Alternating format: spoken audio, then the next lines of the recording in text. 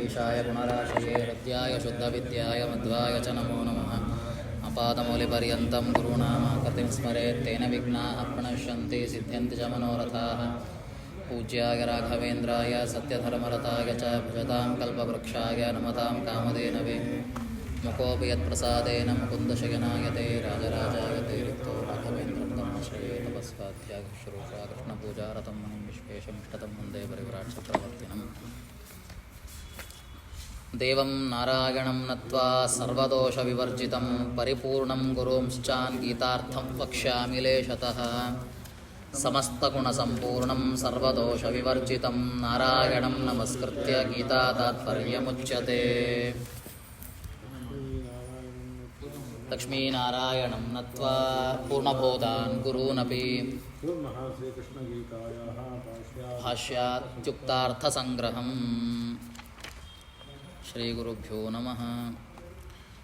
ಹೀಗೆ ಭಾಷ್ಯದಲ್ಲಿ ಮತ್ತು ತಾತ್ಪರ್ಯದಲ್ಲಿ ಗೀತೆಯ ಪ್ರಾಮಾಣ್ಯ ಸಮರ್ಥನೆಯನ್ನು ಮಾಡ್ತಾ ಇದ್ದಾರೆ ಆಚಾರ್ಯರು. ನಿನ್ನೆ ದಿನ ಅದರ ಪಾಠವನ್ನು ಕೇಳ್ತಾ ಇದ್ದೇವೆ. ಆ ಚಿಂತನೆಯನ್ನೇನೆ ಸುಮಾರು 4 ಆಗಮಗಳಲ್ಲಿ ಬಂದಂತಹ ವಿಷಯವನ್ನು ಹೇಳ್ತಾ ಸ್ಪಷ್ಟೀಕರಣ ಮಾಡ್ತಾ ಇದ್ದಾರೆ ಆಚಾರ್ಯರು. ತಾವು ಸ್ವಂತವಾಗಿ ಹೇಳ್ತಿರೋದಲ್ಲ, ಇದು ಆಗಮಗಳಲ್ಲಿ ಬರುವಂತಹ ವಿಷಯವನ್ನು ಸ್ಪಷ್ಟೀಕರಿಸ್ತಾ ಇದ್ದಾರೆ. ಏನು ಅಂತ, ಲೋಕೇಶಾಃ ಬ್ರಹ್ಮರುದ್ರಾದ್ಯಾಃ ಸಂಸಾರೇ ಕ್ಲೇಶಿನಂ ಜನಂ ವೇದಾರ್ಥ ಅಗ್ನಮಧಿಕಾರ ವರ್ಜಿತಂ ಚ ಸ್ತ್ರೀಯಾದಿಕಂ ಅವೇಕ್ಷ್ಯ ಪ್ರಾರ್ಥಯಾಮಾಸುಹು ದೇವೇಶಂ ಪುರುಷೋತ್ತಮಂ ತತಃ ಪ್ರಸನ್ನೋ ಭಗವಾನ್ ವ್ಯಾಸೋ ಭೂತ್ವಾ ಚ ತೇನ ಚ ಅನ್ಯ ಅವತಾರ ರೂಪೈಶ್ಚ ವೇದಾನ್ ಉಕ್ತಾರ್ಥಭೂಷಿತಂ. ಹೀಗೆ ಲೋಕಪಾಲಕ ದೇವರು, ಸೃಷ್ಟ್ಯಾದಿಗಳನ್ನು ಮಾಡುವಂತಹ ಲೋಕಪಾಲಕರಾದಂತಹ ಬ್ರಹ್ಮ ರುದ್ರಾದಿ ದೇವತೆಗಳೆಲ್ಲ, ಇಂದ್ರ ಮೊದಲಾದ ಎಲ್ಲ ದೇವತೆಗಳು ಸಹಿತ ಪರಮಾತ್ಮನಲ್ಲಿ ಮೊರೆ ಹೋಗ್ತಾ ಇದ್ದಾರಂತೆ. ಏನು ಅಂತ, ಸಂಸಾರೇ ಕ್ಲೇಶಿನಂ ಜನಂ, ವೇದ ಅಧಿಕಾರ ಉಳ್ಳಂತಹ ಜನರೂ ಇದ್ದಾರೆ. ಮೋಕ್ಷ ಅದರಿಂದ ಪಡೆಯಬಹುದು, ತತ್ವಜ್ಞಾನವನ್ನು ಪಡೆದು ಮೋಕ್ಷ ಪಡೆಯಬಹುದು. ಆದರೆ ಸಂಸಾರದಲ್ಲಿ ದುಃಖವನ್ನು ಅನುಭವಿಸ್ತಾ ಇದ್ದಾರೆ, ಸಂಸಾರದಲ್ಲಿ ಬಿದ್ದು ಹೋಗಿದ್ದಾರೆ. ಸಂಸಾರ ಬಿದ್ದವರು ಚಿಂತನೆ ಮಾಡಲಿಕ್ಕೆ ಆಗೋದಿಲ್ಲ. ಇನ್ನು ಕೆಲವೊಬ್ಬರಿಗೆ ಮೋಕ್ಷ ಬೇಕು ಅಂತಿದ್ದಾರೆ, ಆದರೆ ಅಧಿಕಾರಿಗಳಲ್ಲ, ವೇದದ ಚಿಂತನೆ ಇಲ್ಲ, ಅಜ್ಞ ಜನರಿದ್ದಾರೆ. ಇಂತಹ ಎಲ್ಲ ಜನರಿಗೂ ಸಹಿತ ಎಂಥವರು ಅಂದರೆ ಸ್ತ್ರೀ ಮೊದಲಾದಂತಹವರು, ಸ್ತ್ರೀ ಶೂದ್ರ ಮೊದಲಾದವರು ಎಲ್ಲರಿಗೂ ಸಹಿತ ಸಜ್ಜನರಿದ್ದಾರೆ. ಅವರಿಗೆ ತತ್ವಜ್ಞಾನ ಮುಖಾಂತರ ಮೋಕ್ಷ ಸಿದ್ಧಿಯಾಗಬೇಕು. ಇದಕ್ಕೋಸ್ಕರವಾಗಿ ಎಲ್ಲ ಸೇರಿಕೊಂಡು ಪರಮಾತ್ಮನಲ್ಲಿ ಪ್ರಾರ್ಥನೆಯನ್ನು ಮಾಡಿದಾಗ ದೇವೇಶನಾದಂತಹ, ಸೃಷ್ಟಿಸ್ಥಿತ್ಯಂತ ಕಾರಕನಾದಂತಹ, ಪುರುಷೋತ್ತಮನಾದಂತಹ, ಪ್ರಸನ್ನನಾದಂತಹ ಭಗವಂತ ತಾನು ವ್ಯಾಸರೂಪಿಯಿಂದ ಅವತಾರ ಮಾಡಿದ. ಹೀಗೆ ವ್ಯಾಸರೂಪದಿಂದ ಮಾತ್ರವಲ್ಲ, ಅನ್ಯ ಅವತಾರ ರೂಪೈಶ್ಚ ವೇದಾನ್ ಉಕ್ತಾರ್ಥಭೂಷಿತಂ, ವೇದದಲ್ಲಿರುವಂತಹ ವಿಷಯವನ್ನು ಸ್ಪಷ್ಟೀಕರಣ ಮಾಡಲಿಕ್ಕೆ, ಗ್ರಂಥರೂಪೇಣ ಶಾಸ್ತ್ರರೂಪೇಣ ಹೊರತರಲಿಕ್ಕೆ ಕೇವಲ ವೇದವ್ಯಾಸ ರೂಪದಿಂದ ಮಾತ್ರವಲ್ಲ, ಬೇರೆ ಬೇರೆ ಪರಮಾತ್ಮನ ರೂಪಗಳಿವೆ. ಅದು ಯಾವುದು ಮುಂದೆ ನೋಡೋಣ. ಹಯಗ್ರೀವ ರೂಪ, ನಾರಾಯಣ ರೂಪ, ಮೂಲರೂಪ, ಹೀಗೆ ಬೇರೆ ಬೇರೆ ರೂಪಗಳಿಂದಾಗಿ ವೇದದ ಅರ್ಥಚಿಂತನೆಯನ್ನು ಮಾಡಲಿಕ್ಕೆ, ವೇದದ ಅರ್ಥ ನಿರ್ಣಯ ಮಾಡಲಿಕ್ಕೆ ಬೇರೆ ಶಾಸ್ತ್ರಗಳನ್ನು ತಂದಿದ್ದಾರಂತೆ. ಹೀಗೆ ಕೇವಲ ಆತ್ಮಬೋಧೇನ ದೃಷ್ಟಂ ವೇದಾರ್ಥ ಸಂಯುತಂ. ಕೇವಲ, ಮತ್ತು ಅದೇ ವಿಷಯ ಹೇಳ್ತಾರೆ, ಕೇವಲ ಅಂದರೆ ಯಥಾ ಇಂದ್ರಿಯ ಜನ್ಯ ಅಲ್ಲದೇ ಇರುವಂತಹ ಪರಮಾತ್ಮನ ಜ್ಞಾನ. ಅದು ಪರಮಾತ್ಮನ ಜ್ಞಾನ ಅಂದರೆ ಇಂದ್ರಿಯ ಜನ್ಯದಿಂದ ಆಗುವಂಥದ್ದಲ್ಲ. ಅಂತಹ ಪರಮಾತ್ಮನ ಚಿಂತನೆಯನ್ನು ಹೇಗೆ ತರಬೇಕು? ವೇದಾರ್ಥದಿಂದನೇ ತರಬೇಕು. ವೇದಾರ್ಥದಿಂದ ತರಬೇಕು ಅಂದರೆ ವೇದದ ಅರ್ಥ ಚಿಂತನೆ ಉಳ್ಳಂತಹ ಶಾಸ್ತ್ರ ಮೂಲಕವಾಗಿ ಅವರಿಗೆ ಅರ್ಥವನ್ನು ಮಾಡಬೇಕು. ಹೇಗೆ? ಮಹಾಭಾರತ, ರಾಮಾಯಣ, ಹೀಗೆ ಪುರಾಣಾದಿಗಳು, ಭಾಗವತಾದಿ ಪುರಾಣಾದಿಗಳು, ಹೀಗೆ ಇವುಗಳ ಮೂಲಕವಾಗಿ ಸ್ತ್ರೀ ಮೊದಲಾದ ವರ್ಗದವರಿಗೆ ಅಥವಾ ವೇದವನ್ನು ಅಧ್ಯಯನ ಮಾಡುವಂಥವರಿಗೂ ಅದು ಅರ್ಥ ಚಿಂತನೆ ಗೊತ್ತಿಲ್ಲ, ಅಂಥವರಿಗೂ ಸಹಿತ ಪರಮಾತ್ಮ ಹೀಗೆ ಅವತಾರಗಳನ್ನು ಮಾಡಿ, ನೋಡಿ, ವೇದಾದವಿ ಪರಂ ಚಕ್ರೇ ಪಂಚಮಂ ವೇದಮುತ್ತಮಂ, ಹೀಗೆ ವೇದಕ್ಕೂ ಉತ್ತಮವಾದಂತಹ, ವೇದಕ್ಕೂ ಮಿಗಿಲಾದಂತಹ ಪಂಚಮ ವೇದದ ಸೃಷ್ಟಿಯನ್ನು ಮಾಡ್ತಾರೆ. ಯಾರು? ವೇದವ್ಯಾಸ ದೇವರು. ವೇದವ್ಯಾಸ ದೇವರು ಮಾತ್ರವಲ್ಲ, ಬೇರೆ ಪರಮಾತ್ಮನ ಪರಮಾತ್ಮ ಅವತಾರ, ಬೇರೆ ಬೇರೆ ಅವತಾರಗಳನ್ನು ತಾನು ಮಾಡ್ತಾನೆ. ಎಂತಹ ವೇದಕ್ಕಿಂತ ಉತ್ತಮವಾದಂತಹ ಶಾಸ್ತ್ರ ಅಂದರೆ ಯಾವುದದು? ಒಟ್ಟು 7 ಇದೆ ಅಂತ ಅದನ್ನು ಹೇಳ್ತಾರೆ.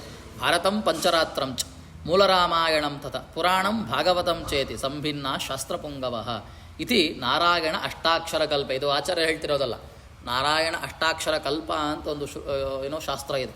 ಶಾಸ್ತ್ರದಲ್ಲಿ ಹೀಗೆ ಹೇಳಿದೆ ಅಂತ. ಯಾವುದ್ಯಾವುದು? ಯಾವುದು ಭಾರತ ಅಂದರೆ ಮಹಾಭಾರತ, ಪಂಚರಾತ್ರ ಆಗಮ, ಪಂಚರಾತ್ರ ಅಂದರೆ ಪಂಚರಾತ್ರ ಆಗಮ ಅಂತ ಒಂದು ಶಾಸ್ತ್ರ. ನಂತರ ಮೂಲ ರಾಮಾಯಣ. ಈ ಮೂಲ ರಾಮಾಯಣ ಅಂದರೆ ಕೂಡಲೇ ಇವ್ರದ್ದು ಅಲ್ಲ, ಯಾರದು ವಾಲ್ಮೀಕಿ ರಾಮಾಯಣ ಅಲ್ಲ, ಮೂಲ ರಾಮಾಯಣ ಸಾಕ್ಷಾತ್ ಪರಮಾತ್ಮನಿಂದ ಬಂದಂತೆ. ನಂತರ ಪುರಾಣ, ಭಾಗವತ. ಇಲ್ಲಿ ಎರಡು ವಿಷಯ ತಿಳ್ಕೊಳ್ಬೇಕು. ಪುರಾಣ ಅಂದರೆ ಪುರಾಣದಲ್ಲೇ ಭಾಗವತ ಸೇರ್ತದೆ, ಮತ್ತು ಭಾಗವತ ಅಂತ ಯಾಕೆ ಹೇಳಬೇಕು? ಪುರಾಣ ಅಂದರೆ 18 ಪುರಾಣ ವ್ಯಾಸರಿಂದ ರಚಿಸಲ್ಪಟ್ಟಂತು. ಭಾಗವತ ಅಂದರೆ ಇದು ಆದಿಭಾಗವತ ಅಂತ ಹೇಳ್ಬೇಕು. ಅದು ಯಾವುದು ನೋಡೋಣ, ಮುಂದೆ ಹೇಳ್ತಾರೆ, ಸ್ಪಷ್ಟೀಕರಿಸ್ತಾರೆ. ಆದಿಭಾಗವತ ಅಂತ ಇಲ್ಲಿ ಚತುಶ್ಲೋಕಿ ಭಾಗವತನೂ ಭಾಗವತಲ್ಲೇ ಬಂದಿದೆ, ಅದು ಶುಕಾಚಾರ್ಯರ ಭಾಗವತವೇ.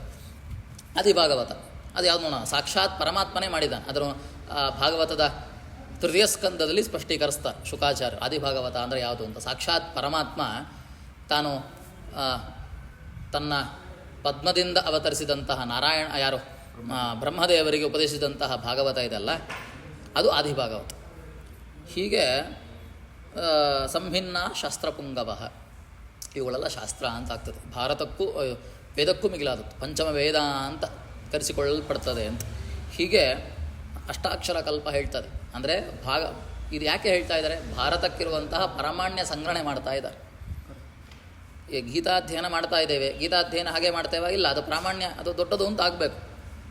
ಸಾಕ್ಷಾತ್ ಪರಮಾತ್ಮನೇ ವ್ಯಾಸರಾಗ ಅವತರಿಸಿ ನಮಗೆ ಉಪದೇಶ ಮಾಡಿದ್ದು ಅಂತ ಒಂದು ಗೊತ್ತಾಗಬೇಕು. ಅಷ್ಟು ಮಾತ್ರವಲ್ಲ, ಅದರ ಪ್ರಾಮಾಣ್ಯವನ್ನು ಬೇರೆ ಬೇರೆ ಕಡೆ ಹೇಳಿದ್ದೂ ಆಗಿರಬೇಕು. ಅದರ ಸ್ಪಷ್ಟನೆಯನ್ನು ಕೊಡ್ತಾ ಇದ್ರು ನೋಡಿ. ಅಷ್ಟು ಮಾತ್ರ ಉಪನಾರದೀಯ ಪುರಾಣ ಅಂತ ಒಂದಿದೆ, ಅಲ್ಲೂ ಹೇಳ್ತದೆ ಏನು ಅಂತ, ಬ್ರಹ್ಮಾಪಿ ತನ್ನ ಜಾನಾತಿ ಈಶಃ ಸರ್ವೋಪಿ ಜಾನತೆ ಬಹ್ವರ್ಥಂ ಋಷಯಸ್ತಸ್ತು ಭಾರತಂ ಪ್ರವದಂತಿ. ಹೀ ಭಾಷ್ಯ ಇದು, ಹಾಂ, ಗೀತಾ ಭಾಷ್ಯ.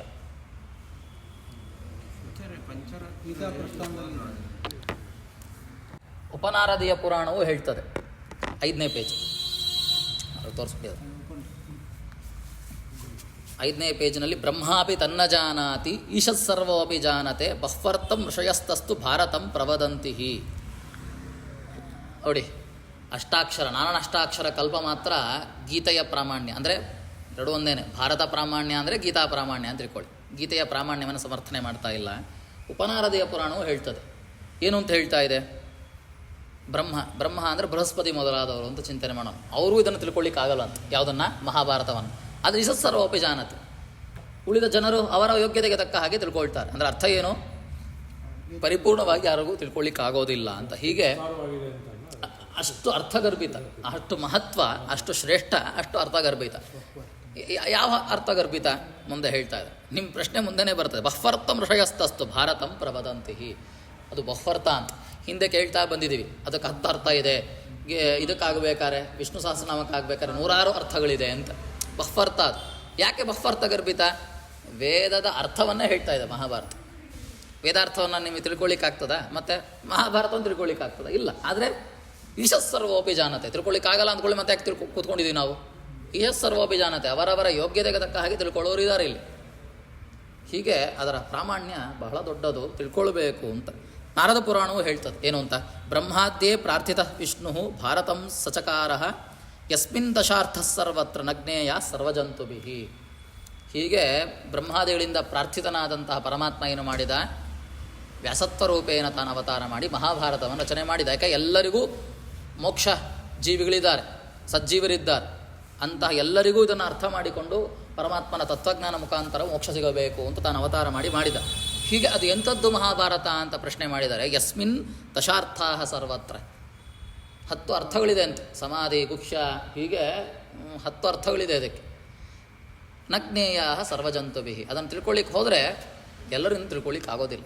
ತಿಳ್ಕೊಳ್ತೇವೆ ಸ್ವಲ್ಪ ಸ್ವಲ್ಪ, ಅವರವರ ಯೋಗ್ಯತೆಗೆ ತಕ್ಕ ಹಾಗೆ ತಿಳ್ಕೊಳ್ತೇವೆ ಅಂತ ನಾರದ ಪುರಾಣವು ಹೇಳ್ತದೆ. ನಂತರ ಸ್ಕಂದ ಪುರಾಣವು ತರ್ತಿದ್ದ ನೋಡಿ. ನಾರಾಯಣ ಅಷ್ಟಾಕ್ಷರ ಕಲ್ಪ, ಉಪನಾರದೀಯ, ನಾರದೀಯ, ಕೊನೆಗೆ ಸ್ಕಂದ ಪುರಾಣ, 4ನೇ ಆಗಮ.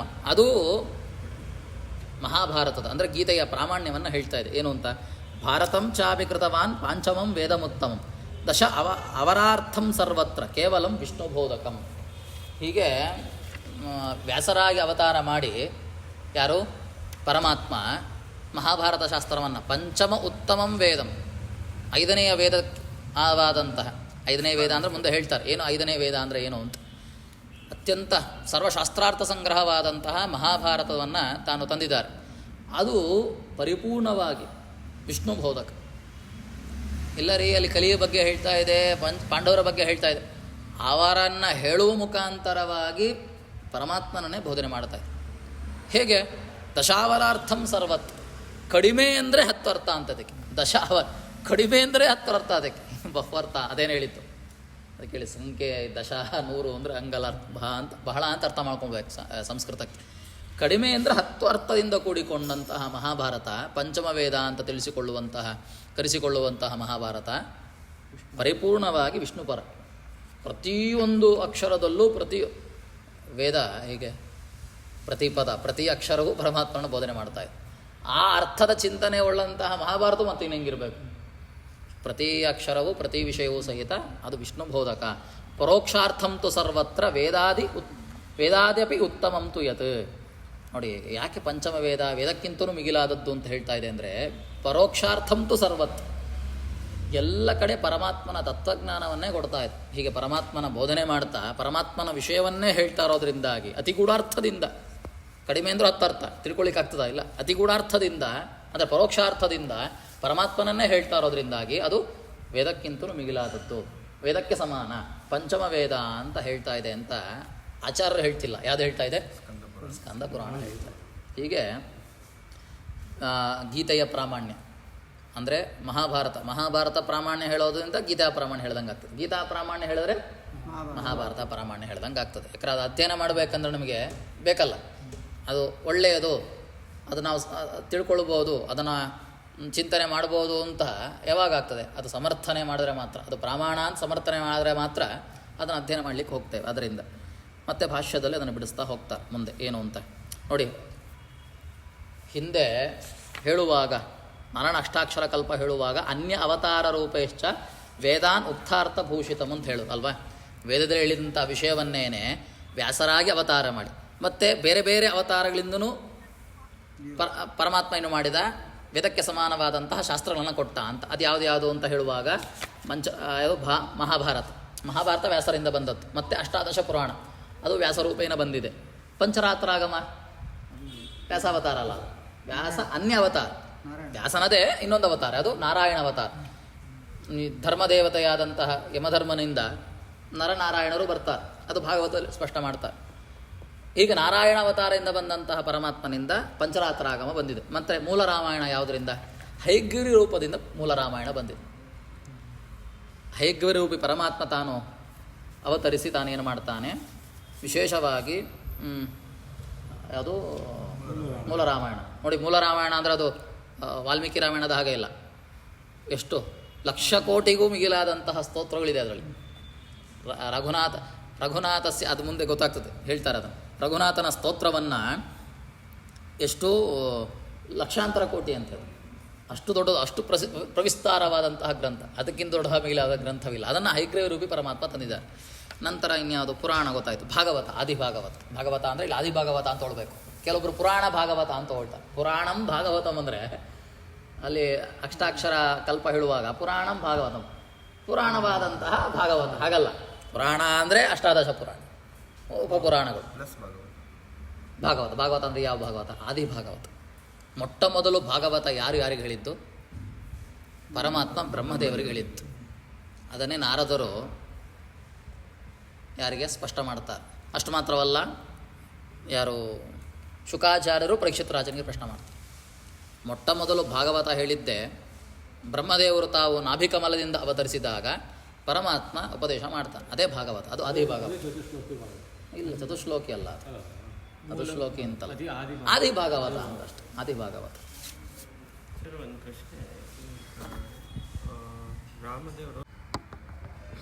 ಹೀಗೆ 4 ಆಗಮಗಳಲ್ಲಿ ಬಂದಂಥ ವಿಷಯವನ್ನು ಸ್ಪಷ್ಟೀಕರಿಸ್ತಾ ಮಹಾಭಾರತಕ್ಕೆ ಅಂದರೆ ತದ್ಗತ ಗೀತೆಗೆ ಪ್ರಾಮಾಣ್ಯವನ್ನು ಹೇಳ್ತಾ ಇದ್ದಾರೆ. ಆಯ್ತಲ್ವ? ಹೀಗೆ ಆದಿಭಾಗವತ ಅಂದರೆ ಅದು ಪರಮಾತ್ಮನಿಂದ ಬಂದದ್ದು. ನೋಡಿ, ಇಲ್ಲಿ ಕೆಲವೊಬ್ಬರು ನರರಿ ತೀರ್ಥರು ಸ್ಪಷ್ಟ ಮಾಡ್ತಾರೆ ಅದನ್ನು. ಅನ್ಯ ಅವತಾರ ರೂಪೈ ಹಯಾಸ್ಯ ಕಪಿಲಾದಿ ರೂಪೈ ಅಂತ. ಕಪಿಲ ರೂಪಿ ಪರಮಾತ್ಮ ಮೊದಲು ಮಹಾಭಾರತ ರಚನೆ ಮಾಡಿದ್ದಾರೆ. ಆದರೆ ಅದು ನಾಶ ಆಗೋಗಿದೆ. ವ್ಯಾಸರಾಗಿ ಅವತಾರ ಮಾಡಲಿಕ್ಕೆ ಮೊದಲೇ ಕಪಿಲ ಮಹರ್ಷಿಗಳು, ಅದು ಬಂದದ್ದು ಸ್ವಯಂಭುವ ಮನ್ವಂತರ, ಕಪಿಲ ಮಹರ್ಷಿಗಳು ಬಂದದ್ದು. ಆಗಲೇ ಮಹಾಭಾರತ ಅಂತ ಒಂದು ಶಾಸ್ತ್ರವನ್ನು ರಚನೆ ಮಾಡಿದ್ದಾರೆ. ಇದೇ ವಿಷಯ, ಬೇರೇನಿಲ್ಲ. ಇದು ಚೇಂಜ್ ಆಗಲ್ಲ. ಕೃಷ್ಣನ ಕಥೆ ಇದು ಚೇಂಜ್ ಆಗಲ್ಲ. ಕೃಷ್ಣ ಮತ್ತು ಪಾಂಡವರ ಕಥೆ ಚೇಂಜ್ ಆಗಲ್ಲ. ಆದರೆ ಅದು ನಾಶ ಆಗೋಗಿದೆ. ನಾಶ ಇದೆ, ಜ್ಞಾನ ನಾಶ ಆಗ್ತದೆ. ಕೆಲವೊಮ್ಮೆ ನಾಶ ಆಗ್ತದೆ, ಕೆಲವೊಮ್ಮೆ ಮತ್ತೆ ತಂದು ಕೊಡ್ತಾರೆ. ತಂದು ಕೊಟ್ಟದ್ದು ಯಾವ ರೂಪದಿಂದ? ವ್ಯಾಸ ರೂಪದಿಂದ. ಹೀಗೆ ಅದನ್ನು ತೊಗೊಳ್ಬೇಕು ಅಂತ ನರರೀತಿ ಇರ್ತಾರೋ ಹೇಳ್ತಾರೆ. ಆದಿಭಾಗವತ ಅಂದರೆ ಅದು ಪರಮಾತ್ಮ ಹೇಳಿದ್ದು ಅಂತ ನೋಡಿ. ಚರಿತಂ ರಘುನಾಥಸ್ಯ ಶತಕೋಟಿ ಪ್ರವಿಸ್ತರಂ ಅಂತ, ಇದು ಮೂಲ ರಾಮಾಯಣ. ಶತಕೋಟಿ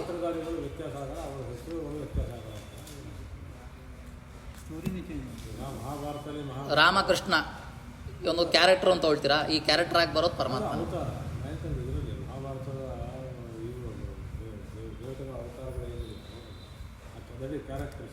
ಕ್ಯಾರೆಕ್ಟರ್ಸ್ ಈ ಪಂಚಪಾಂಡವರಾಗಿ ಬರೋದು ಇವರೇನೆ ಯಾವತ್ತಿದ್ರು. ಅದೇ ಇಂದ್ರ ಚತುರ್ವೇದಾನ್ ಮುಂದಿನ ಪೇಜಿನಲ್ಲಿದೆ. ಯದಿವಿದ್ಯಾ ಚತುರ್ವೇದಾನ್ ಸಾಂಗೋಪನಿಷದಾನ್ ದ್ವಿಜಃ ನಚೇತ್ ಪುರಾಣಂ ಸಂವಿದ್ಯಾತ್ ನೈವ ಸಸ್ಯಾತ್ ವಿಚಕ್ಷಣ ಅಂತ ಮುಂದೆ ಮತ್ತೊಂದು ಮಾತನ್ನು ಹೇಳ್ತಾರೆ. ಇಲ್ಲ ರೀ, ನಾವು ವೇದ ತಿಳ್ಕೊಳ್ತೇವೆ, ವೇದದ ಜ್ಞಾನ ನಮಗಿದೆ, ವೇದಾಂಗ.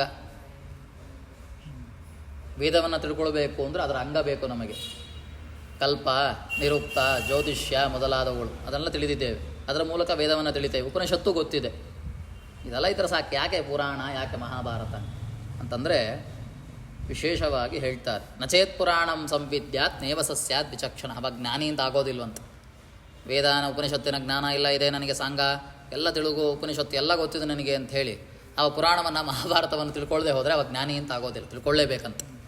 ತಿಳ್ಕೊಳ್ಳೇಬೇಕು ಅಂತ ನನಗೆ ಮುಂದಿನ ವಿಷಯ ಹೇಳ್ತದೆ. ಏನೋ ಇತಿಹಾಸ ಪುರಾಣಾಭ್ಯಾಂ ವೇದಂ ಸಮೋಪಬ್ರಹ್ಮಯೇತ್ ಬಿಭೇತಿ ಅಲ್ಪಶ್ರುತತ್ವಾದ್ ವೇದೋ ಮಾಮಯಂ ಪ್ರಚಲಿಷ್ಯತಿ. ನೋಡಿ, ವೇದವನ್ನು ತಿಳಿಯಬೇಕಂದ್ರೇ ಇತಿಹಾಸ ಪುರಾಣವನ್ನು ಮುಂದಿಟ್ಕೊಂಡೇ ತಿಳ್ಕೊಳ್ಬೇಕಂತ. ಇತಿಹಾಸ ಪುರಾಣದ ಚಿಂತನೆಯೊಂದಿಗೆ ವೇದದ ಅರ್ಥ ಮಾಡಲಿಕ್ಕೊಳ್ಳಿಕ್ಕೆ ಸಾಧ್ಯ. ಬರೀ ವೇದವನ್ನು ತಿಳ್ಕೊಂಡ್ರೆ ಆಗೋದಿಲ್ಲ. ಅದು ಒಮ್ಮೊಮ್ಮೆ ಒಂದೊಂದು ರೀತಿಯಲ್ಲಿ ಇರ್ತದೆ. ಅದು ಸರಿಯಾದ ಅರ್ಥವನ್ನು ಕೊಡೋದಿಲ್ಲ.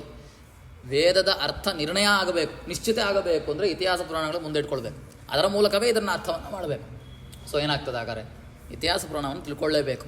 ನೋಡಿ, ವೇದವೇ ಹೆದರ್ತದೆ ಅಂತ. ಬಿಭೇತಿ ಅಲ್ಪಶ್ರುತತ್ವಾದ್ ವೇದೋ ಮಾಮಯಂ ಪ್ರಚಲಿಷ್ಯತಿ. ವೇದವೇ ಹೆದರ್ತದೆ ಅಂತ. ಏನು ಅಂತ?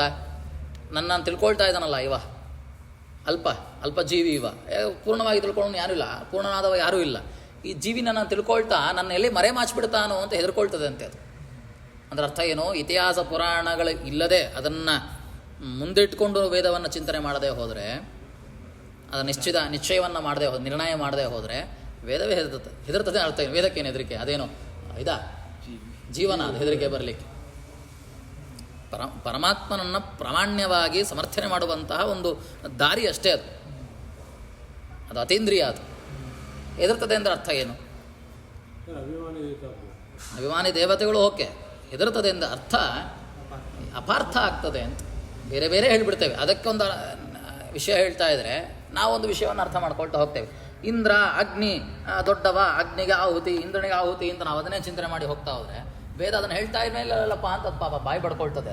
ಅದು ಹೇಳಲಿಕ್ಕೆ ದಾರಿ ಇಲ್ಲ. ಆದರೆ ಅದಕ್ಕೆ ಇತಿಹಾಸ ಪುರಾಣಗಳು ಸ್ಪಷ್ಟವಾಗಿ ಚಿಂತನೆ ಮಾಡ್ತಾ ಹೋದರೆ ಇಲ್ಲ, ಅಲ್ಲಿ ಅಗ್ನಿ, ಅಲ್ಲಿ ಇಂದ್ರ ಪದದಿಂದಾಗಿ ಹೇಳುವಂತಹ ಪ್ರತಿಯೊಂದು ವಾಕ್ಯವು ಯಾರನ್ನು ಹೇಳ್ತಾ ಇದೆ?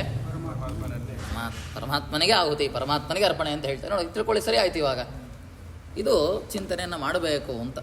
ಮನ್ವಾದಿ ಕೇಚಿತ್ ಬ್ರುವತೆ ಹ್ಯಸ್ತಿಕ್ಯಾದಿ ತಥಾ ಪರೇ ತಥೋಪರಿಚರಾದ್ಯನ್ಯೇ ಭಾರತಂ ಪರಿಚಕ್ಷತೆ. ಈ ಮಹಾಭಾರತ ಅಂತ ಹೇಳಿದ್ರಲ್ಲ, ಬಹ್ವರ್ತ ಅಂತ 3 ರೀತಿ ಅರ್ಥವನ್ನು ಸ್ಪಷ್ಟ ಮಾಡ್ತಾ ಇದೆ. ಯಾವುದ್ಯಾವುದು? ಒಂದು ಅರ್ಥ ಯಾವುದು ಅಂದರೆ ಮನ್ವಾದಿ ಅಂತ ಒಂದು ಅರ್ಥ ಅಂತ. ನಂತರದ ಅರ್ಥ ಆಸ್ತಿಕಾದಿ ಅಂತ.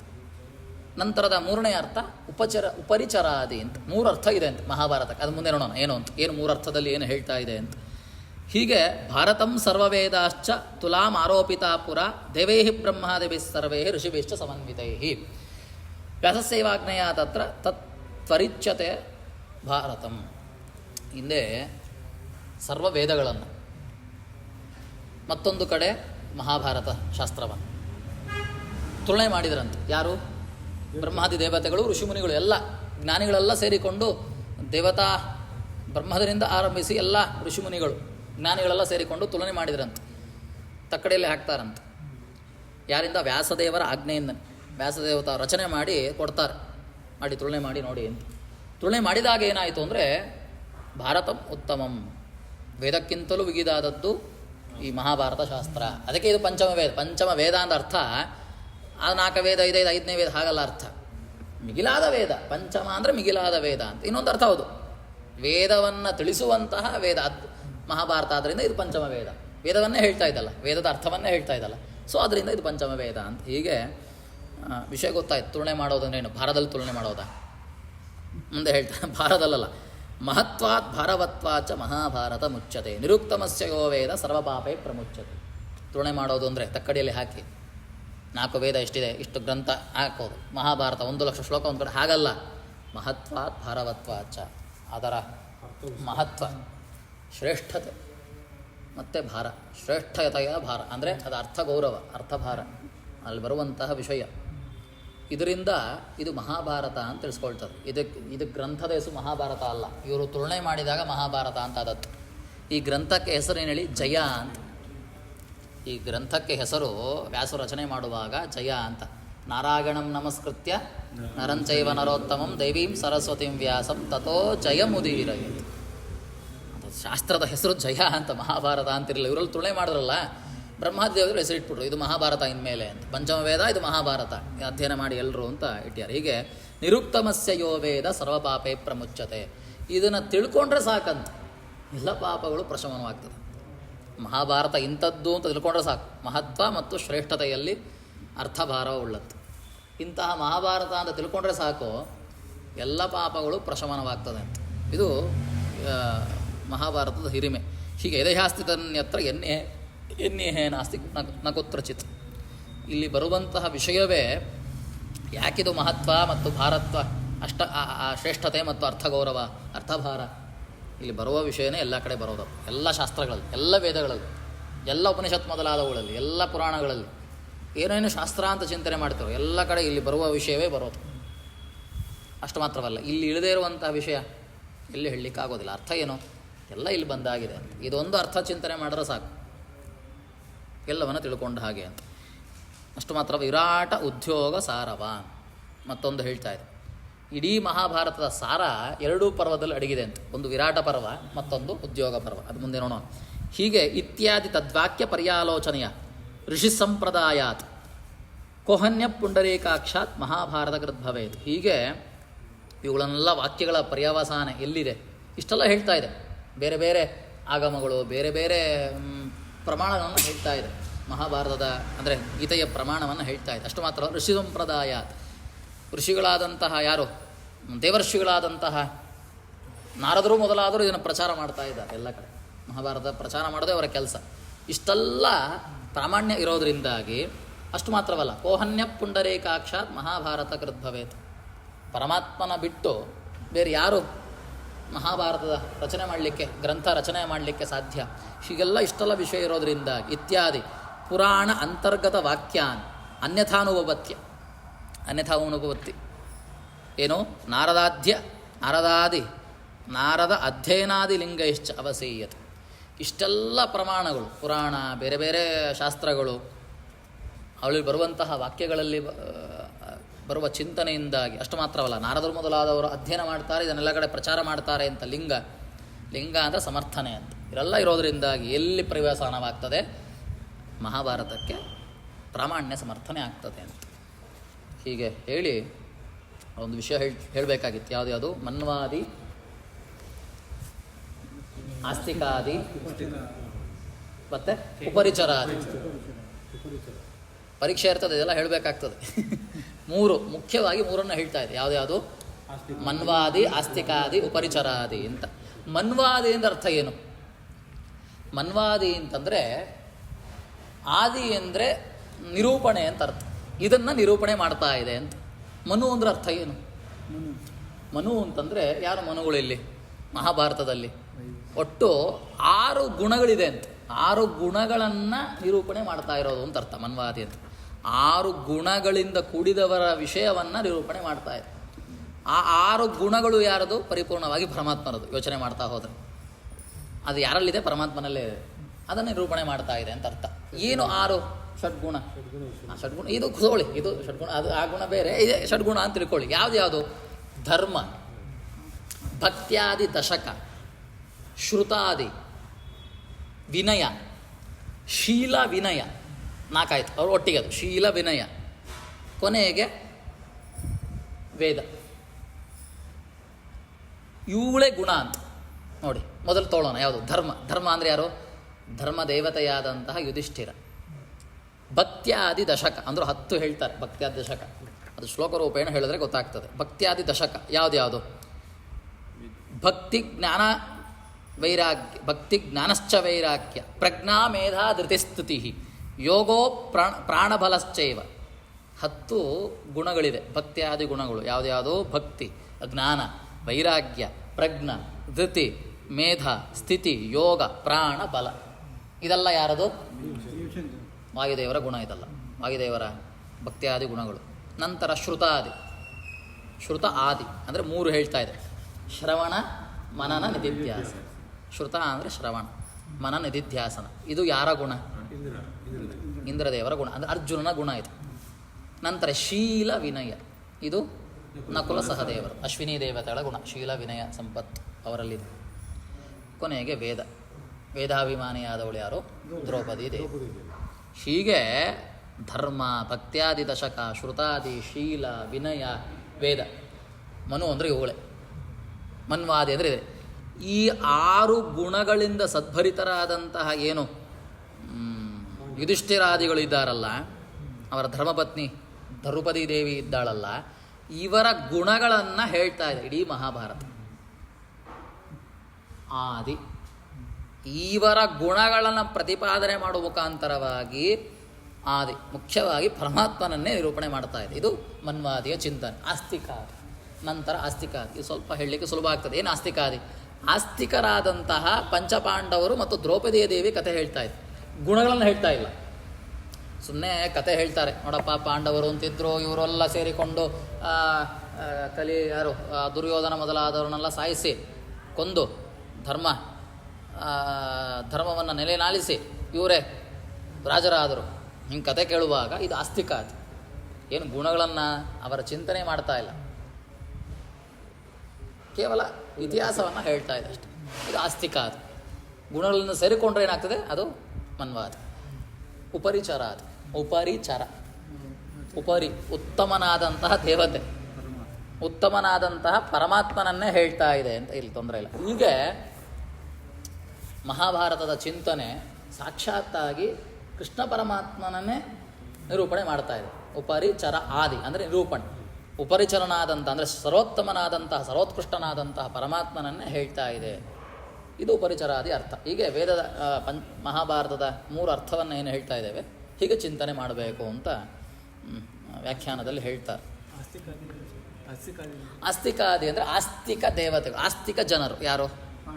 ಪಾಂಡವರು, ಜೊತೆಗಿರುವ ದ್ರೌಪದಿ ದೇವಿ, ಇವರ ಕಥೆ, ಇವರನ್ನು ಹೇಳ್ತಾ ಇದೆ ಮಹಾಭಾರತ. ಮತ್ತಿನ್ನೇನು ಹೇಳ್ತಾ ಇದೆ? ಇವರನ್ನು ಹೇಳ್ತಾ ಇದೆ. ಮನ್ವಾದಿ ಅಂದರೆ ಇಂತಹ ಗುಣಗಳಿಂದ ಸದ್ಭರಿತರಾದವರ ಬಗ್ಗೆ ಹೇಳ್ತಾ ಪರಮಾತ್ಮನ ನಿರೂಪಣೆ ಮಾಡ್ತಾ ಇದೆ. ಇವರಿಗೂ ಮಿಗಿಲಾದವ. ಇವರೆಲ್ಲ ಮೊರೆ ಹೊಕ್ಕದ್ದು ಯಾರಲ್ಲಿ? ಕೃಷ್ಣ ಪರಮಾತ್ಮ. ಕೃಷ್ಣ ಇದ್ದದ್ರಿಂದನೇ ಅದು ಕೇವಲ ಯಾದವ ಕೃಷ್ಣ ಅಂತಿಲ್ಲ, ವಾಸಿಷ್ಠ ಕೃಷ್ಣನೂ ಆಗ್ಬೋದು. ವಾಸಿಷ್ಠ ಕೃಷ್ಣ ಇಲ್ಲದೆ ಹೋದರೆ ಇವರೆಲ್ಲ ಬರ್ತಾನೆ ಇರಲಿಲ್ಲ. ಇವರ ಅಪ್ಪಂದರೆ ಬರ್ತಾ ಇರಲಿಲ್ಲ, ಇವರೆಲ್ಲಿ ಬರ್ತಾಯಿತ್ತು. ಹೀಗೆ ಪ್ರಾಮಾಣ್ಯ ಸಮರ್ಥನೆ, ಆ ನಿರೂಪಣೆ ಪರಮಾತ್ಮನನ್ನೇ ಹೇಳ್ತಾ ಇದೆ.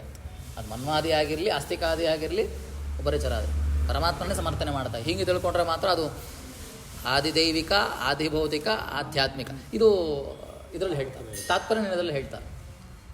ಮಹಾಭಾರತ ತಾತ್ಪರ್ಯದಲ್ಲಿ ನಿರ್ಣಯ ಮಾಡ್ತಾರೆ ಆಚಾರ್ಯ. ಆದಿದೈವಿಕವಾಗಿ ಅಂದರೆ ಈ ದೇವತೆಗಳ ಸಮೂಹ, ಆದಿಭೌತಿಕವಾಗಿ ನಡೆಯುವಂತಹ ವಿಷಯಗಳ ಸಂಬಂಧಪಟ್ಟ ಹಾಗೆ ಆಧ್ಯಾತ್ಮಿಕವಾಗಿ ಆತ್ಮನಾದಂತಹ ಪರಮಾತ್ಮ, ಅಧ್ಯಾತ್ಮ ಪರಮಾತ್ಮ, ಸಾಕ್ಷಾತ್ ಪರಮಾತ್ಮನ ಹೇಳ್ತಾ ಇದೆ. ಈ 3 ರೀತಿಯಲ್ಲೂ ಪರಮಾತ್ಮನನ್ನೇ ಹೇಳ್ತಾ ಇದೆ ಮಹಾಭಾರತ ಅಂತ ನಿರ್ಣಯ ಗ್ರಂಥದಲ್ಲಿ ಹೇಳ್ತಾರೆ. ಹೀಗೆ ತಿಳಿಸ್ತಾ ಮುಂದೆ ಒಂದು ವಿಷಯದ ಸ್ಪಷ್ಟನೆಯನ್ನು ಕೊಡ್ತಾರೆ. ಏನು ಅಂತ ನೋಡಿ, ಹಿಂದೆ ತದ್ವಾಕ್ಯ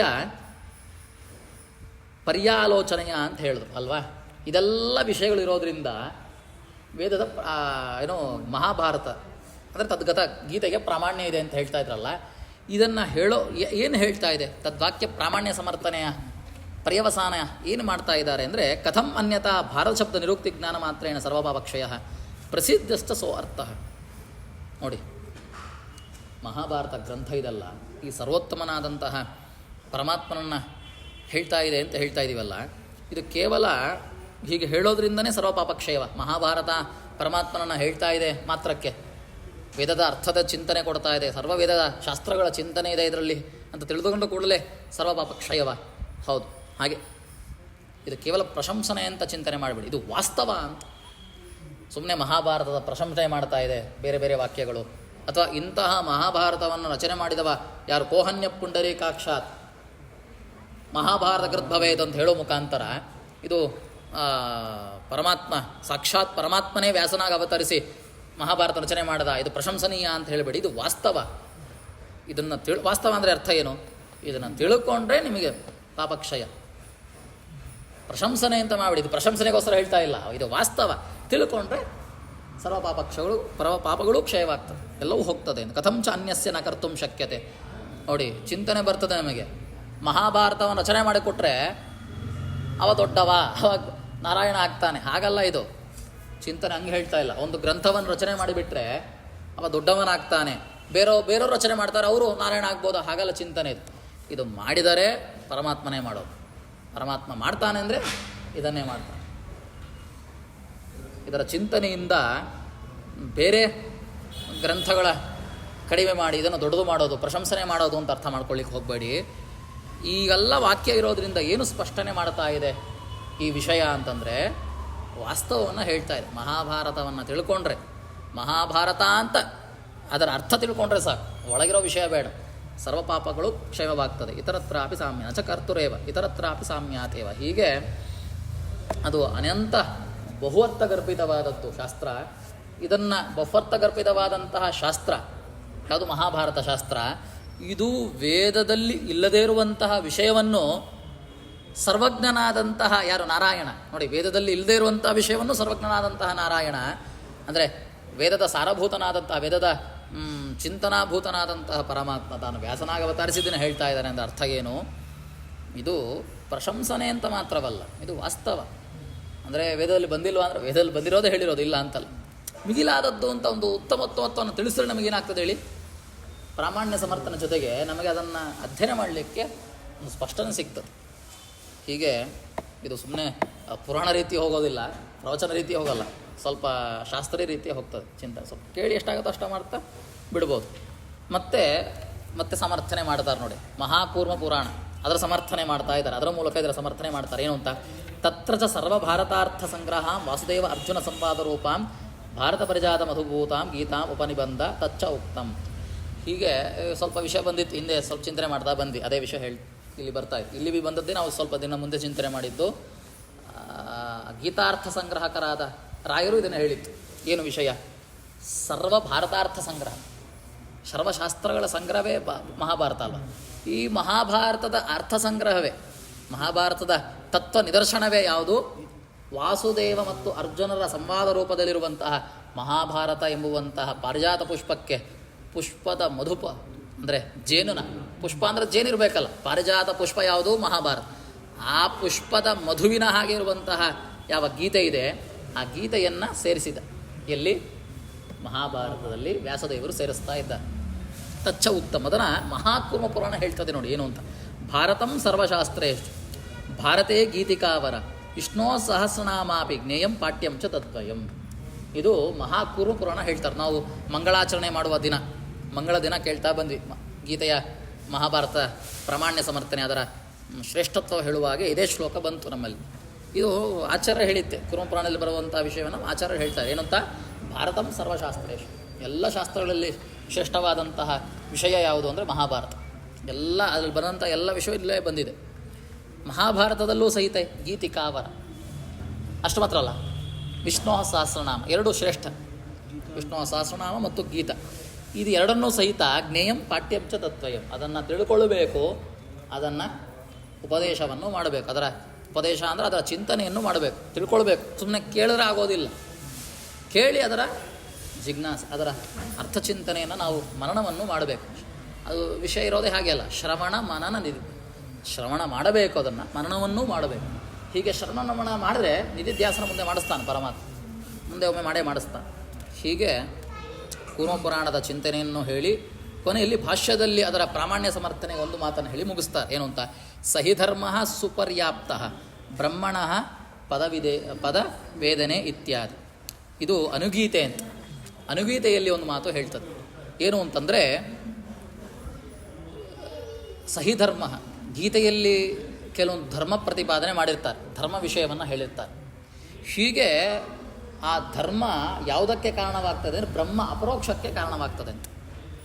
ನೋಡಿದ್ದು ಗೀತೆ ಪರೋಕ್ಷಾರ್ಥ ಚಿಂತನೆ ಮಾಡಿ. ಎರಡು ಜ್ಞಾನ ಇದೆ ನಮ್ಮಲ್ಲಿ, ಪರೋಕ್ಷ ಜ್ಞಾನ. ಗೀತೆ ಎಂಥದ್ದು? ಪರೋಕ್ಷ ಜ್ಞಾನ. ಈ ಗೀತೆಯಲ್ಲಿ ಬರುವಂತಹ ಧರ್ಮ ಚಿಂತನೆಯಿಂದ ಈ ಧರ್ಮ ಏನು ಮಾಡ್ತದೆ? ನಮ್ಮನಿಗೆ ಬ್ರಹ್ಮ ಅಪರೋಕ್ಷವನ್ನು ತಂದುಕೊಡ್ತದೆ, ಅಂದರೆ ಅಪರೋಕ್ಷ ಜ್ಞಾನವನ್ನು ತಂದುಕೊಡ್ತದೆ. ಅಂದರೆ ಬ್ರಹ್ಮ ಅಪರೋಕ್ಷಕ್ಕೆ ಇದು ಕಾರಣ. ಹೀಗೆ ಬ್ರಹ್ಮ ಪರೋಕ್ಷ ಆದ ಮೇಲೆ ಆಚರಣೆ ಮಾಡ್ತೇವೆ, ಅಂದರೆ ಗೀತೆಯ ವಿಷಯ ತಿಳ್ಕೊಳ್ತೇವೆ, ಶ್ರವಣ ಮನನ ನಿಧಿಧ್ಯಾಸನ ಮಾಡ್ತೇವೆ. ಇದರ ಮೂಲಕ ಇದು ಬ್ರಹ್ಮ ಪರೋಕ್ಷ ಜ್ಞಾನ. ಇದರ ಮೂಲಕ ಧರ್ಮಾಚರಣೆ ಮಾಡ್ತೇವೆ, ಬರುವಂತಹ ಧರ್ಮದವನ್ನು ಪ್ರತಿಪಾದನೆ ಮಾಡ್ತಾ ಧರ್ಮದ ರೀತಿಯ ನಾವು ನಡ್ಕೊಳ್ತೇವೆ. ಇದರಿಂದ ಏನಾಗ್ತದೆ? ಸ್ವರೂಪ ಆನಂದ ಆವಿರ್ಭಾವ ಆಗ್ತದೆ. ಹೀಗೆ ಸ್ವರೂಪಾನಂದ ಆವಿರ್ಭಾವವೇ ಪೂರ್ಣ ಮುಕ್ತಿಗೆ ಕಾರಣ. ಮುಕ್ತಿ ಆಗಬೇಕು ಅಂದರೆ ಸ್ವರೂಪಾನಂದ ಆಗಬೇಕು. ಸ್ವರೂಪಾನಂದ ಯಾವುದರಿಂದ ಆಗ್ತದೆ ಹೇಳಿ? ಪರಮಾತ್ಮನ ಪ್ರಸಾದದಿಂದ ಆಗೋದು. ಪರಮಾತ್ಮನ ಪ್ರಸಾದ ಯಾವುದರಿಂದ ಆಗ್ತದೆ? ಅಪರೋಕ್ಷ, ಬಿಂಬ ಅಪರೋಕ್ಷ. ಬ್ರಹ್ಮಾಪರೋಕ್ಷದಿಂದ ಪರಮಾತ್ಮನ ಪ್ರಸಾದ. ಬ್ರಹ್ಮಾಪರೋಕ್ಷ ಯಾವುದರಿಂದ ಆಗ್ತದೆ? ಇಂತಹ ಗೀತೆಯ ಧರ್ಮಜ್ಞಾನದಿಂದ, ಧರ್ಮದ ಆಚರಣೆಯಂತ. ಹೀಗೆ ಹೇಳಿ ಭಾಷ್ಯವನ್ನು ಮುಗಿಸ್ತಾರೆ. ಸೊ ಗೀತೆಯ ಪ್ರಾಮಾಣ್ಯ ಸಮರ್ಥನೆ. ಹೀಗೆ ನಾವು ಮೋಕ್ಷ ಬೇಕು ಅಂತಾದರೆ ಗೀತೆಯ ಚಿಂತನೆಯನ್ನು ಮಾಡಲೇಬೇಕು. ಅದು ಧರ್ಮಶಾಸ್ತ್ರ, ಧರ್ಮಚಿಂತನೆಯಿಂದನೇ ಬಿಂಬಾಪರೋಕ್ಷ ಆಗುವಂತಹದ್ದು ಹೇಳಿ ಮುಗಿಸ್ತಾರೆ. ಹೀಗೆ ಅದನ್ನು ವಿವರಣೆ ಸ್ವಲ್ಪ ಕೊಡ್ತಾ ಹೋದರೆ, ಯಾಕೆ ಭಾಷ್ಯದಲ್ಲಿ ಅನುಗೀತೆಯ ವಿಷಯವನ್ನು ಹೇಳ್ತಾ ಇದ್ದಾರೆ ಅಂದರೆ, ಕೆಲವೊಬ್ಬರ ಪ್ರಕಾರ ಹೇಗಿದೆ ಅಂದರೆ, ಹೇಳಿಬಿಡ್ತೇನೆ ಯಾರು, ಅದ್ವೈತಿಗಳ ಪ್ರಕಾರ ಎಂಥದ್ದು ಅಂತಂದರೆ, ಪರಮಾತ್ಮನ ಬಿಂಬ ಅಪರೋಕ್ಷ ಆಗ್ತದಲ್ಲ, ಮುಗೀತು. ಬಿಂಬ ಅಪರೋಕ್ಷವೇ ಮೋಕ್ಷ, ಅದಕ್ಕಿಂತ ದೊಡ್ಡ ಮೋಕ್ಷ ಅಂತಿಲ್ಲ. ಇನ್ನು ಕೆಲವೊಬ್ಬರ ವಾದವಿದೆ, ಯಾರ್ದು? ವಿಶಿಷ್ಟಾದ್ವೈತಿಗಳ ವಾದ. ಅವ್ರದ್ದೇನು ಅಂದರೆ, ಧರ್ಮ ಜ್ಞಾನ ಮುಕ್ತಿಗೆ ಯಾವುದು ಕಾರಣ ಅಂತಂದರೆ ಜ್ಞಾನ ಕರ್ಮ. ಧರ್ಮ ಅಂದರೆ ಕರ್ಮ ಅಂತ, ಎರಡು ಬೇರೆ ಅಲ್ಲ. ಗೀತೆಯಲ್ಲಿ ಮುಂದೆ ಸ್ಪಷ್ಟಪಡಿಸ್ತದೆ. ಧರ್ಮ ಅಂದರೆ ಕರ್ಮ ಅಂತ. ಮುಕ್ತಿಗೆ ಕಾರಣ ಜ್ಞಾನ ಕರ್ಮ, ಮತ್ತೊಂದಿಲ್ಲ. ಇದು ವಿಶಿಷ್ಟಾದ್ವೈತಿಗಳ ವಾದ. ಅದ್ವೈತಿಗಳ ವಾದ ಏನು? ಬಿಂಬ ಅಪರೋಕ್ಷ ಅಂದರೆ ಜ್ಞಾನವೇ ಮೋಕ್ಷ. ಬರಲೇ ಇಲ್ಲ. ಯೋಚನೆ ಮಾಡಿ, ಬರಲೇ ಇಲ್ಲ. ಪರಮಾತ್ಮ ಅಂತ ಒಬ್ಬ ಮಿಡಿಲಲ್ಲಿ ಬಂದೇ ಇಲ್ಲ. ಅವನ ಪ್ರಸಾದ ಇದ್ರೇ ಮೋಕ್ಷ. ಸ್ವರೂಪಾನಂದದ ಆವಿರ್ಭಾವ ಅವನ ಪ್ರಸಾದದಿಂದನೇ ಆಗೋದು. ಇದನ್ನು ಭಾಷ್ಯದಲ್ಲಿ ಆಚಾರ್ಯ ತಿಳಿಸ್ತಾ ಇದೆ. ಏನಕ್ಕೆ ಭಾಷ್ಯ ಅಧ್ಯಯನ ಮಾಡಬೇಕು? ಸುಮ್ಮನೆ ಗೀತಾ ಅಧ್ಯಯನ ಮಾಡ್ತಾ ಹೋಗ್ಬೋದಲ್ಲ. ಆಚಾರ್ಯ 700 ಶ್ಲೋಕ ಹೇಳ್ಬಿಡಿ ಮುಗೀತು ಅಂತ. ಭಾಷ್ಯ ಚಿಂತನೆ ಇಲ್ಲದೆ ಹೋದರೆ, ವೇದವನ್ನು ಹೇಗೆ ಇತಿಹಾಸ ಪುರಾಣದಿಂದ ಚಿಂತನೆ ಮಾಡಬೇಕೋ, ಗೀತಾ ಚಿಂತನೆಯೂ ಸಹಿತ ಆಚಾರ್ಯರ ಭಾಷ್ಯ ತಾತ್ಪರ್ಯ ಜೊತೆಗೆ ಮಾಡಬೇಕಿಲ್ಲ ಅಂದರೆ ಹೋದರೆ ಪ್ರಯೋಜನ ಇಲ್ಲ. ಇದರಿಂದ ಗೊತ್ತಾಗ್ತದೆ ನೋಡಿ. ಆಚಾರ್ಯ ಹೇಳ್ತಾ ಇದ್ದಾರೆ, ಸಹಿಧರ್ಮ ಸುಪರ್ಯಾಪ್ತ ಬ್ರಹ್ಮಣ ಪದವೇದನೆ. ಬ್ರಹ್ಮಣ ಪದ, ಬ್ರಹ್ಮಣ ಮೋಕ್ಷ ಬ್ರಹ್ಮನಿಂದನೇ ಆಗುವಂಥದ್ದು, ಪರಮಾತ್ಮನ ಪ್ರಸಾದದಿಂದನೇ ಆಗೋದು. ಆ ಪರಮಾತ್ಮನ ಪ್ರಸಾದ ಯಾವುದರಿಂದ ಆಗ್ತದೆ? ಧರ್ಮ ಅಂದರೆ ಕರ್ಮ. ಗೀತೆಯಲ್ಲಿ ಹೇಳಿದಂತಹ ಕರ್ಮದ ಚಿಂತನೆಯಿಂದನೇ ಆಗ್ತದೆ. ಸೊ ಏನಾಯಿತು? ಒಂದು ಸೇರಿಸಿದ್ರು ಆಚಾರ್ಯರು. ಏನು ಸೇರಿಸಿದಲ್ಲ, ಇರೋದನ್ನು ಹೇಳ್ತಾ ಇದ್ದಾರೆ. ಯಾವುದನ್ನು? ಪರಮಾತ್ಮನ ಪ್ರಸಾದ. ಯೋಮಾಂ ವೇತ್ತಿ ಸ ಸರ್ವದಃ. ಏನು ಉಪನಿಷತ್ತು ಹೇಳ್ತದಲ್ಲ,